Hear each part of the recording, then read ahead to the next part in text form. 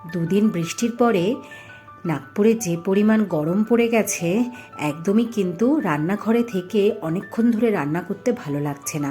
তাই বানালাম এক পদে যদি খেতে হয় তাহলে ভাপা বা ভর্তা এই জাতীয় কিছু রান্না করতে হবে। তো দেখলাম ফুলকপি আছে ঘরে ছোট্ট একটা, ভাবলাম ফুলকপি ভাপাই বানানো যাক, খুব চটজলদি হয়ে যাবে আর গরম ভাতের সাথে অসাধারণ খেতে লাগবে। তো ফুলকপিটাকে আগে বেশ বড় বড় করে কেটে নিলাম, প্যানের মধ্যে তেল দিয়ে কেটে ধুয়ে নেওয়া ফুলকপিটাকে নুন হলুদ দিয়ে হালকা হালকা ঢেকে ঢেকে কিন্তু ফ্রাই করে নিলাম। অন্যদিকে মিক্সিং জারে 50 গ্রাম পোস্ত, কাজু বাদাম, নারকেলের গুঁড়ো, ফ্রেশ নারকেল থাকলে খুবই ভালো হয়, কাঁচা লঙ্কা আর পরিমাণ মতো নুন দিয়ে জল দিয়ে একটা মিহি পেস্ট রেডি করলাম। এবার নিয়ে নিলাম একটা টিফিন বক্স, ওর মধ্যে কিছুটা পেস্ট করে নেওয়া মশলা আর ভেজে নেওয়া ফুলকপিটা দিয়ে দিলাম।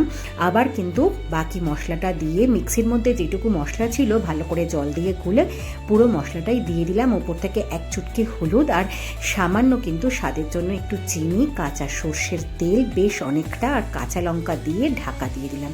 এদিকে আমার বাদ দিয়ে দেওয়া যে কড়াইটা ছিল যার মধ্যে আমি ভাপা বা কেক কিছু করে থাকি, তো সেটার মধ্যে জল আমি আগে থেকেই বসিয়ে দিয়েছিলাম, তো গরম হয়ে গেছিলো। দেখো আমার 20 মিনিটের মধ্যে কিন্তু ফুলকপি ভাপা একেবারে রেডি। গরমাগরম ভাতের সাথে দারুণ লাগছিল। পাশাপাশি কিন্তু আমি আর কিচ্ছু বানাইনি, অবশ্যই ট্রাই করেও খুব ভালো লাগবে।